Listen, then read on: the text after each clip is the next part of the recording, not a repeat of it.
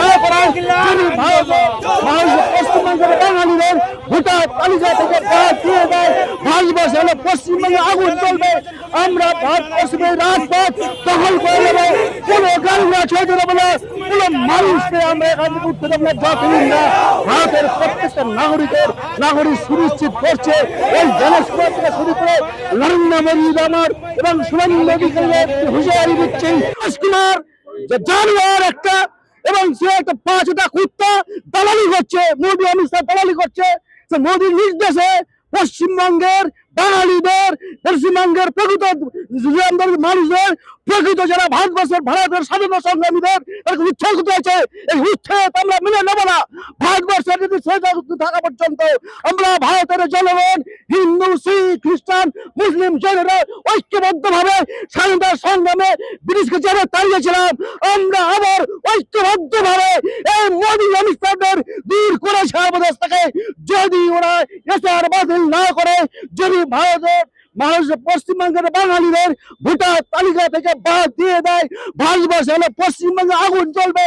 আমরা পশ্চিমের রাজপথ দখল করে নেবো, কোনো গাড়িরা ছেড়ে দেবো না, কোনো মানুষকে আমরা এখান থেকে উঠতে দেবো না যতদিন না ভারতের প্রত্যেকটা নাগরিক সুনিশ্চিত করছে।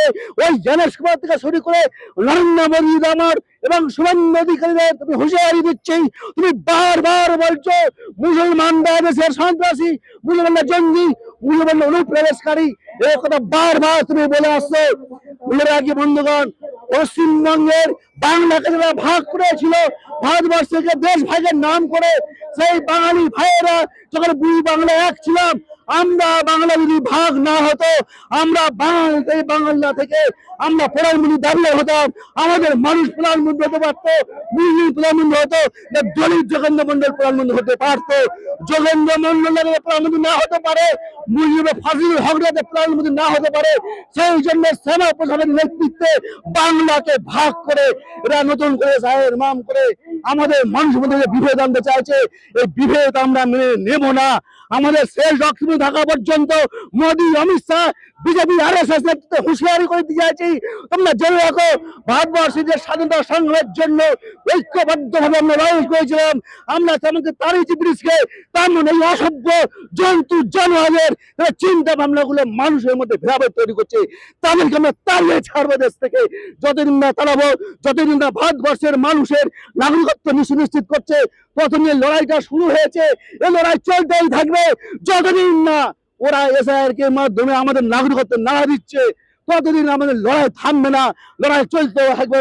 এই ঐক্যবদ্ধ সংগ্রামী লড়াইকে সমস্ত ভাইদের অনুরোধ করবো, আমাদের সমস্ত ভেদাভেদ তুলে সব মানুষকে ঐক্যবদ্ধ হবে, এক ছাতা তলায় এসে আজকে আমাদের যা নিজের মধ্যে ভুলভ্রান্তি দূর করে একসঙ্গে ঐক্যবদ্ধ হবে।